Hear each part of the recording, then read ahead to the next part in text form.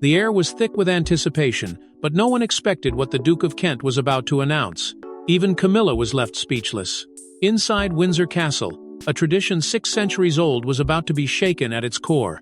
Dignitaries stood in solemn silence, royal eyes fixed on a man who had spent nearly 4 decades preserving the ancient codes of the Order of the Garter. But as the aging Duke slowly rose, his hands trembling with the weight of what he was about to do, the atmosphere cracked. In that moment, the ceremony transformed from a routine royal obligation into an epoch-defining shift.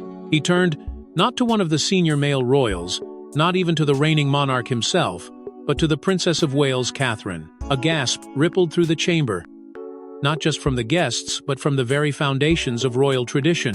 The Duke of Kent, a cornerstone of royal stability since 1985, declared that he would relinquish his ceremonial power to Catherine.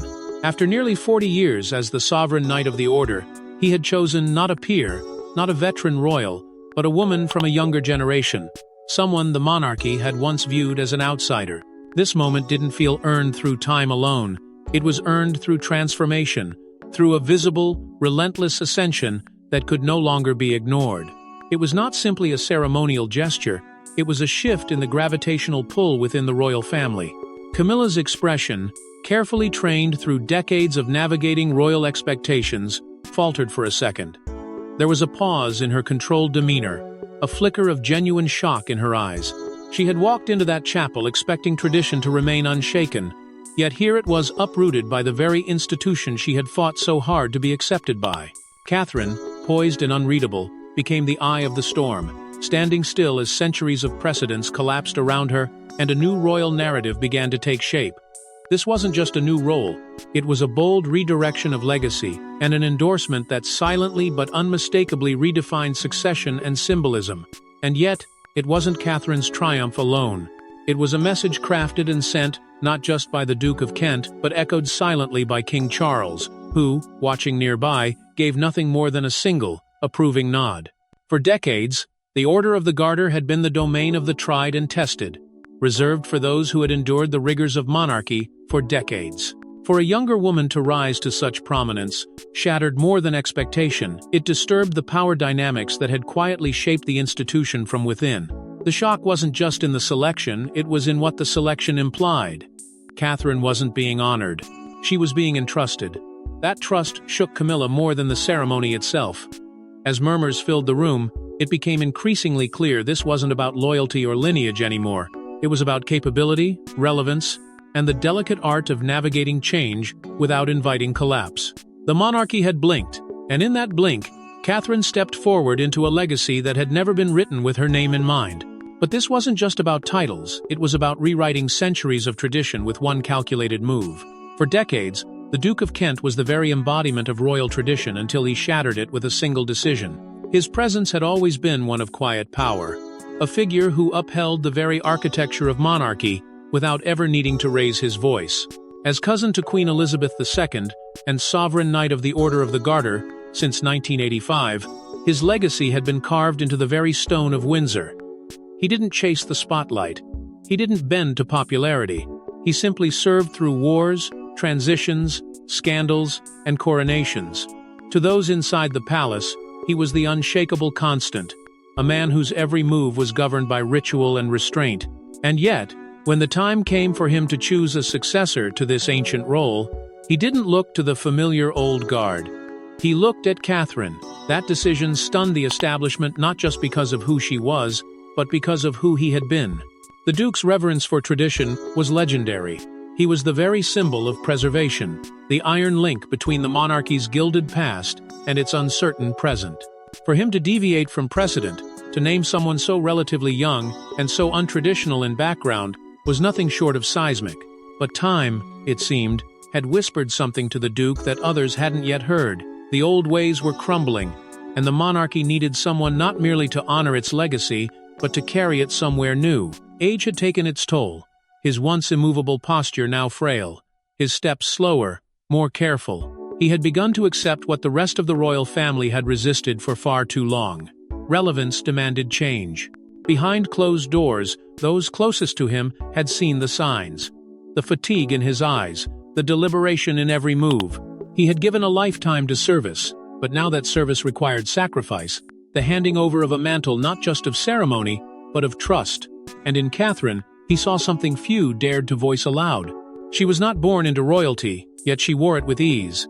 She never demanded power, yet people looked to her. She embodied a future he could believe in, one not steeped in hierarchy alone, but in dignity earned through grace, restraint, and sheer resilience.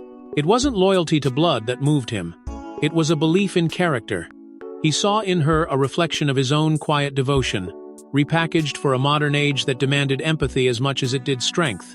And so, with one solemn proclamation, the Duke did what no one expected. He rewrote the rules he had spent a lifetime defending. It wasn't a resignation, it was a statement, a passing of flame from guardian to guide, from tradition to transformation. But who exactly is this woman now stepping into the Duke's shadowed shoes, and what makes her the monarchy's future? From middle-class beginnings to royalty's cornerstone, Catherine's transformation wasn't fate, it was forged. When she entered the royal spotlight, there were whispers of doubt, murmurs about her background, and harsh comparisons to the women who had come before her. She wasn't born into nobility. She didn't have aristocratic lineage or generations of regal tradition flowing through her veins. But what she did possess was far rarer: an unshakable calm, a quiet resilience, and a capacity to evolve in the face of unrelenting scrutiny. What began as a love story between a prince and a commoner quickly became a calculated ascent, not through ambition, but through perseverance, discipline, and an almost uncanny emotional intelligence. The monarchy didn't shape her, she shaped her place within it. As the years unfolded, Catherine did something the public had not seen since the days of Princess Diana. She made royalty feel human again. While others crumbled beneath the pressure or attempted to dominate the narrative, she stood firm in her silence and let her actions speak louder. With every appearance, every speech, every carefully chosen initiative, she built a reputation not just as the future queen consort, but as the emotional center of a modernizing monarchy. Her popularity with the British public wasn't manufactured. It was earned. In a family long criticized for its distance and detachment, Catherine's warmth, sincerity, and authenticity reconnected the institution with the people it was meant to represent. But that grace didn't come without struggle. Behind the smiles and stunning gowns were moments of deep personal trial, press invasions, relentless tabloid judgment, and the pressure to be perfect at every turn. Catherine met each storm with unwavering composure. Where others might have faltered, she doubled down on purpose. Her advocacy in mental health, especially through the Heads Together campaign, marked a turning point not only in her public identity, but in how the monarchy addressed deeply human issues. Then came her work in early childhood education, a subject she didn't just support from a distance, but immersed herself in with quiet rigor and long-term vision. These weren't vanity projects. They were strategic, personal, and grounded in service. Still, the public image is only part of the truth. For all the praise she's received, Catherine's strength has often been underestimated. The media, quick to paint her as the serene Duchess, failed to grasp the complexity behind that serenity. What they called poise was in fact resolve. What they saw as tradition was strategic diplomacy. Behind every gesture was a mind fully aware of her position and its consequences. She understood the rules and chose to reshape them without ever appearing to rebel. It's this exact quality that won the Duke of Kent's respect and eventually his trust. Yet no matter how polished her presence, no one could have predicted her next role would shake the monarchy to its core. She kept her composure for the cameras, but inside, Queen Camilla felt blindsided. For a woman who had spent decades building her place within the firm, who had endured public scorn, relentless comparison, and fought tooth and nail to be seen as more than just a royal consort, this moment stung. The announcement may have been elegant, the setting ceremonial, but to Camilla, it was something else entirely. It was a reminder that no position within the monarchy is ever truly secure. That legacies are not inherited. They are rewritten, sometimes in real time, and often without warning. And on this day, the script had changed, and she was no longer the central figure. She had been watching the Order of the Garter ceremony unfold, with the calm detachment expected of her. The procession that followed, the ceremonial exits, the royal waves were all cloaks for a deeper reality. Something had changed. And once changed, there was no going back. But as applause echoed through the chapel, the real weight of responsibility fell silently on Catherine's shoulders. This wasn't an isolated decision. It was part of King Charles's larger, quiet revolution. For years, he had been laying the groundwork for a monarchy that looked nothing like the one he inherited. Gone were the days of sprawling royal duties handed out like heirlooms to distant relatives. In their place stood a new strategy, streamlined, focused, and brutally pragmatic. Charles didn't want a monarchy trapped in pageantry alone. He wanted one that functioned, one that mattered. And if that meant breaking centuries of tradition to keep the institution alive, then so be it. The decision to elevate Catherine wasn't simply a personal endorsement, it was a signal. A new era was being written not with fanfare, but with silent, deliberate action. At the heart of this revolution was relevance. Charles understood, perhaps more than any monarch before him, that the survival of the crown depended not on ritual alone, but on resonance. In a world where global scrutiny magnifies every misstep, image is power, but authenticity is currency. So, the faces of the monarchy had to change, not just in appearance, but in philosophy. Catherine wasn't just photogenic or popular. She was relatable, measured, and above all, trustworthy. She represented a monarchy that listened, not just one that waved. And that distinction was everything. Her appointment to the Order of the Garter wasn't about titles. It was about recalibrating how power and respect are earned within the royal family. And this evolution didn't stop at Catherine. It reflected a wider shift that had already begun, one in which younger royals were no longer decorations but architects. The old model, where positions of influence were granted purely on proximity to the throne, was dying. In its place was something far more radical, roles being earned through consistency, public engagement, and impact. Catherine's path had been slow and steady. She didn't demand the spotlight, but over time, it followed her. And Charles, always an observer at heart, took notice. Her discipline, her restraint, her ability to elevate without overshadowing, all of it fit perfectly into his vision of a monarchy built not on noise, but on substance. Yet not everyone received this quiet revolution with the same composure. Camilla, long navigating the delicate lines between acceptance and influence, had expected a monarchy that evolved gently, without shaking the walls she had worked so hard to enter. But this was different. It was fast, symbolic, and deeply personal. For Charles, the moment was one of affirmation. For Camilla, perhaps, it was a moment of displacement. Their emotional responses, though subtle, revealed the internal friction that such transitions bring. Change within the monarchy doesn't happen with fire, it happens in whispers. But the consequences can still be seismic. Still, what Catherine planned next would surprise even her closest supporters.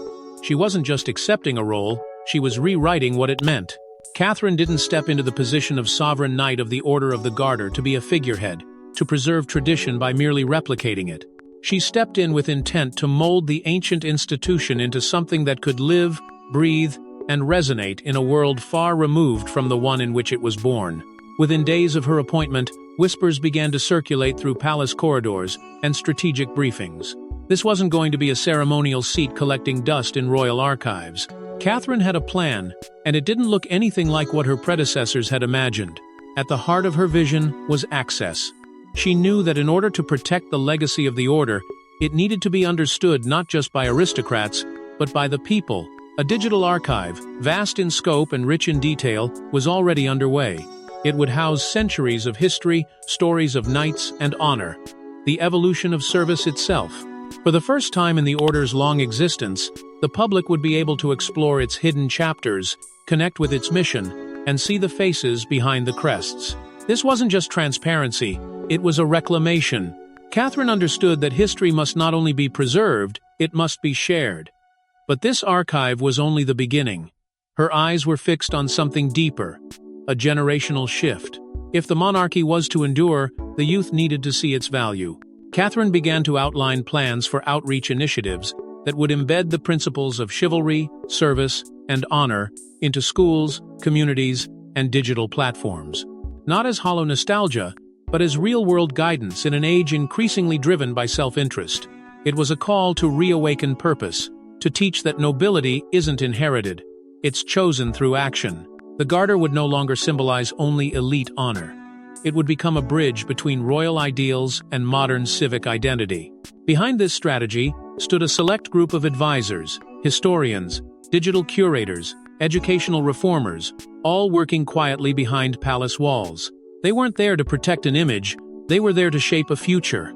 Catherine surrounded herself not with sycophants, but with thinkers. And together, they built something rare. A blueprint that could finally marry the monarchy's noblest traditions with the pulse of a changing world. Her approach wasn't loud or defiant. It was measured, intellectual, and rooted in empathy. She didn't seek to strip the order of its mystique. She sought to expand its meaning. Catherine's modern Garter wasn't an abandonment of its past. It was a revelation of its untapped potential. Through careful planning and bold conviction, she was showing that the oldest institutions can still lead, so long as they are willing to evolve. Yet even with a vision so clear, the road ahead was anything but smooth. Every innovation, every reform, would be weighed against the weight of tradition. Critics would question her reach. Purists would resist. And the burden she carried wasn't just symbolic anymore, it was structural. But modernization wouldn't come easy, especially for a woman already juggling the weight of a kingdom. She wore the crown's burden with grace, but behind the scenes, the pressure was relentless. From the outside, Catherine seemed unshakable. A polished royal icon who carried her titles with composure and her duties with poise. But beneath the surface, she was juggling a storm. At home, she was a mother to 3 young children, navigating school runs and bedtime routines like any parent, while simultaneously managing a growing portfolio of philanthropic responsibilities and high-stakes royal engagements. The expectations weren't just high, they were merciless. Every appearance scrutinized, every word weighed, and every misstep, however small, magnified for the world to see. Still, she didn't flinch. She carried it all, not because it was easy, but because she believed it mattered. Yet even the strongest foundations tremble under pressure. Behind the smiles and carefully composed public image, Catherine faced moments of profound vulnerability. Health concerns had recently brought her into an unwanted spotlight. Rumors circulated, speculation mounted, and though the palace remained tight-lipped, those closest to her knew the toll it had taken. But Catherine, true to form, didn't retreat. She rose. Quietly, methodically, she resumed her duties not to prove something to the world, but to honor the role she had earned. Her return wasn't triumphant, it was defiant. Not loud, but unyielding. And in that defiance, she showed the world something it hadn't fully understood before. Her strength wasn't just grace, it was grit. The Catherine the public knew was elegant, composed, often serene. But the Catherine behind palace walls was something more layered, intensely focused, deeply principled, and remarkably strategic. She knew her place wasn't guaranteed. It had to be reaffirmed constantly, especially as she stepped into spaces traditionally dominated by men twice her age and thrice her tenure. The transition from consort to leader was not handed to her. It was fought for, inch by inch. And through it all, one constant stood beside her. Prince William. More than a husband, he was her ally, her shield, her anchor. During private moments of doubt, he reminded her why she belonged in every room she entered. And when the eyes of the world narrowed on her next move, his silent presence spoke volumes. But perhaps the most powerful validation came not from her husband, not even from the king, but from the Duke of Kent himself. His choice to hand the Order of the Garter's future to her was not ceremonial. It was symbolic. A passing of the flame from an era defined by structure and restraint to one braving compassion and modernization. He saw in Catherine not just the image of a queen, but the essence of leadership. Not only had she earned his trust, she had inherited his legacy. And with that inheritance came the daunting, exhilarating reality of what would follow. And just when it seemed the ceremony had ended, the true legacy began. In one glance, one nod, one historic handover, the monarchy signaled its next chapter. There were no trumpets blaring, no grand declarations. Just a moment. A subtle transfer of power cloaked in centuries of tradition, yet heavy with modern implication. When the Duke of Kent relinquished his role and named Catherine his successor, it was more than a ceremonial baton passing. It was a reckoning. A monarch in waiting had been unveiled not through bloodline, but through merit. A woman, not born into royalty but sculpted by resilience and duty, had just been handed the keys to one of the oldest institutions in British history. And in doing so, she shattered an unspoken barrier that had lingered far too long. For centuries, the monarchy's highest orders and most sacred duties had been largely preserved for senior royals, whose paths were paved long before they took their first public step.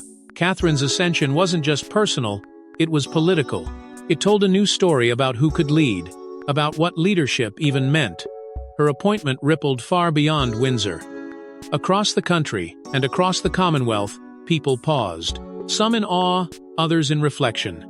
But many, especially women, saw in Catherine something rare, proof that grace, intelligence, and quiet strength could carry the same weight as titles and lineage.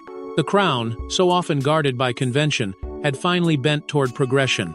The reaction was immediate and electric. Public interest in royal affairs surged not from scandal or spectacle, but from something deeper: renewed belief. Catherine's rise didn't provoke headlines of controversy. It inspired them. For once, the royal family wasn't shielding itself from modernity, it was embracing it.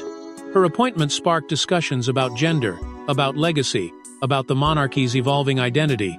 She had become the embodiment of a new royal narrative, one that wasn't afraid to look different, sound different, and lead differently. And for many, that shift didn't feel like a departure from tradition. It felt like the first time tradition truly meant something. And yet, this wasn't the first time history had pivoted around a woman. Parallels to Queen Elizabeth I and Queen Victoria echoed in whispers. Strong, strategic, singular figures who reshaped the throne through intellect and will. But Catherine's path was quieter, more gradual, forged not through conquest or crisis, but through steadfast devotion and earned respect. Where past queens ruled with iron will, Catherine led with steel hidden behind silk. And in doing so, she bridged something extraordinary: the reverence of the past with the demands of the future. She is, undeniably, the monarchy's anchor and its arrow. In Catherine, the institution has found not just a representative, but a recalibration. She does not seek to erase what came before her, she seeks to make it matter again. Her reign, though unofficial, has already begun. Not with a coronation, but with the undeniable clarity of trust. Her legacy will not be built on grandeur alone, but on how she made the monarchy relevant, how she breathed purpose into an ancient throne. And as Windsor faded behind them, it was clear this wasn't the end of a tradition. It was the beginning of Catherine's reign in all but name. Thanks for watching. Don't forget to like and subscribe, and we will see you in the next one.